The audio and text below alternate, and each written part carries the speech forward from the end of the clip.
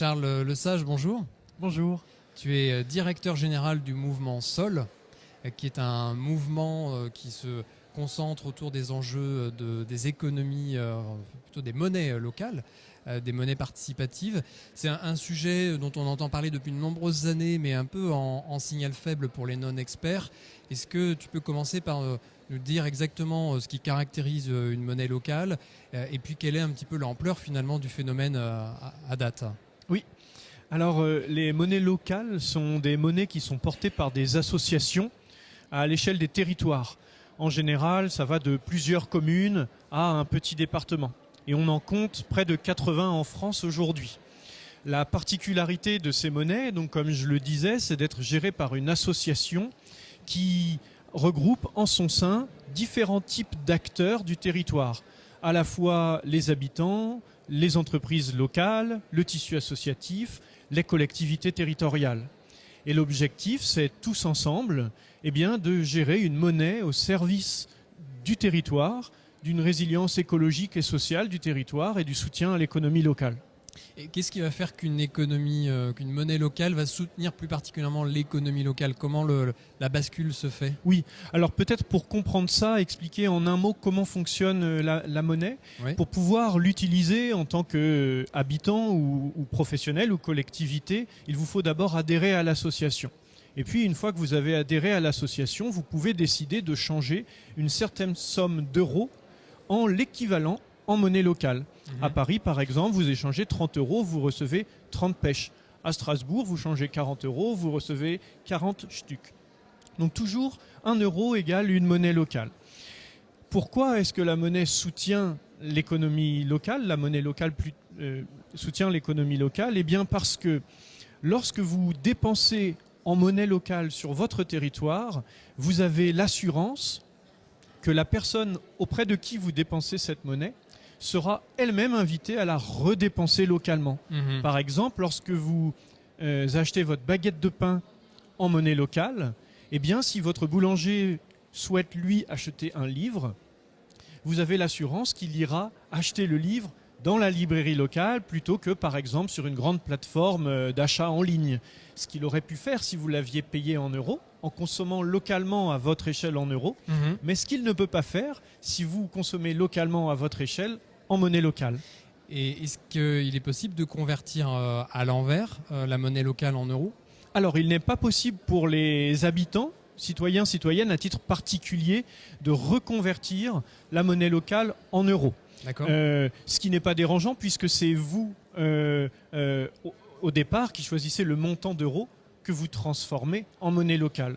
En revanche, pour les adhérents professionnels qui, eux, perçoivent de la monnaie locale à travers leurs ventes, eh bien, on pourrait comprendre qu'à un moment donné, ils aient reçu trop de monnaie locale et soient en incapacité de la redépenser auprès de leurs fournisseurs, de leurs prestataires. D'accord. Alors bien sûr, le rôle de l'association de monnaie locale, c'est d'accompagner le professionnel à trouver de nouveaux débouchés auprès de nouveaux fournisseurs, etc.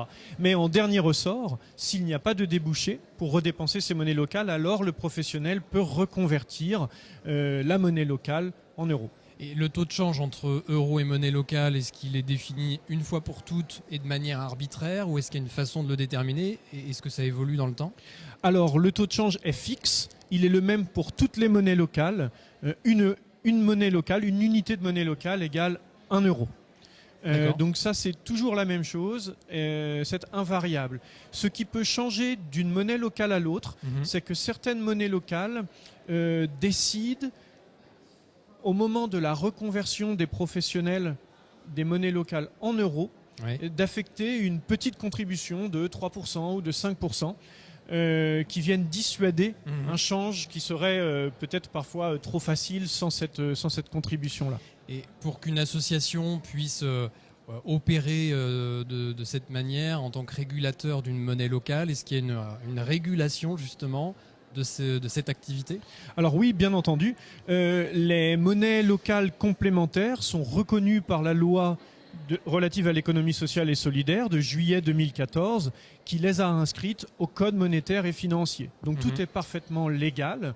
Le mouvement Sol a des liens avec l'ACPR, l'autorité de contrôle prudentiel et réglementaire,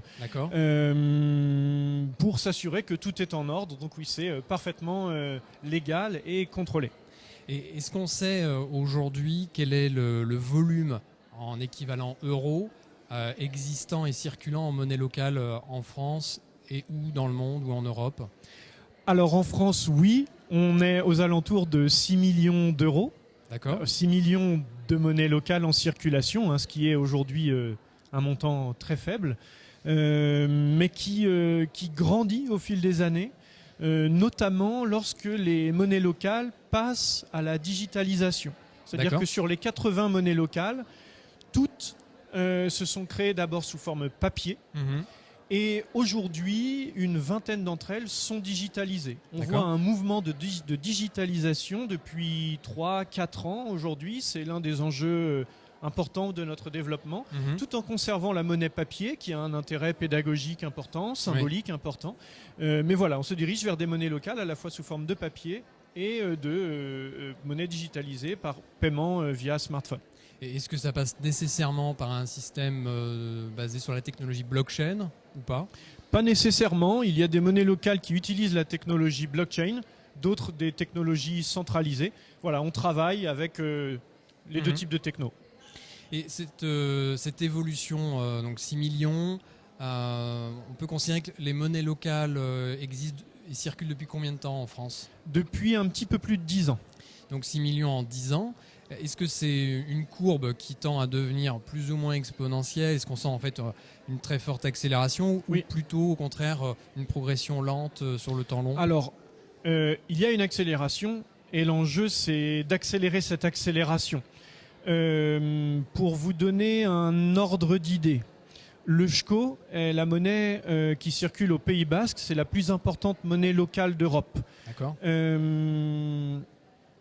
Elle a été lancée en 2013. Elle est passée à l'EuSCHO numérique en 2017. À l'époque, il y avait 450 000 EuSCHO en circulation sous forme papier. D'accord. Aujourd'hui, en 2022, on compte plus de 3 millions de EuSCHO en circulation. Vous voyez, donc un premier laps de temps de 4-5 ans, un demi-million en circulation sous forme papier. Et puis 5 années en digitalisation, on est à 3 millions, avec un réseau d'adhérents qui grossit, donc des flux qui augmentent, et donc une accélération de la masse monétaire en circulation. Aujourd'hui, au Mouvement Sol, on a lancé un programme d'accompagnement au changement d'échelle de 7 monnaies locales, qu'on appelle le PASS 7. Et l'idée, c'est d'embarquer un premier lot de monnaies locales qui a acquis les fondements nécessaires à un changement d'échelle pour aller dans cette trajectoire de l'EuSCHO. Et puis, dans un deuxième temps, d'accompagner une nouvelle vague de monnaie locale et ainsi de suite pour augmenter l'impact qu'elles ont sur leur territoire. D'accord. Donc, par rapport à ce retour d'expérience, finalement, la numérisation en cours peut laisser présager une accélération dans les 24 mois qui viennent Pas forcément. 24 mois, c'est assez court. Mais en tout cas, la tendance est là. D'accord. La tendance est là. Et j'allais dire, elle s'explique aussi par une implication grandissante des collectivités territoriales en soutien des monnaies locales. Depuis le Covid, on a vu adhérer Strasbourg, Bordeaux, Marseille, la ville de Nantes, la ville de Nancy, le Grand Avignon, le Grand Angoulême. Au niveau des collectivités locales elles-mêmes? Les collectivités locales elles-mêmes adhèrent à l'association, deviennent membres à part entière de l'association de la monnaie locale et partenaires de première ligne pour développer la monnaie locale sur le territoire. Donc ça crédibilise les initiatives locales. Exactement, ça crédibilise les monnaies locales auprès de l'ensemble des acteurs territoriaux. Et puis, au-delà de ça, la collectivité territoriale est elle-même un acteur économique important du territoire. Et lorsqu'elle se met à utiliser la monnaie locale pour le paiement de certains de ses fournisseurs ou certains de ses prestataires, lorsqu'elle accepte dans les services publics la monnaie locale, comme ça peut être le cas à Grenoble, au Pays Basque, à Lyon, eh bien on voit une possibilité d'utiliser la monnaie qui est décuplée et qui rentre en synergie avec la digitalisation de la monnaie qui en facilite l'usage. Très bien, c'est clair. Merci beaucoup Charles pour ces précisions et donc on va suivre le phénomène des monnaies locales Merci avec beaucoup. attention. Merci.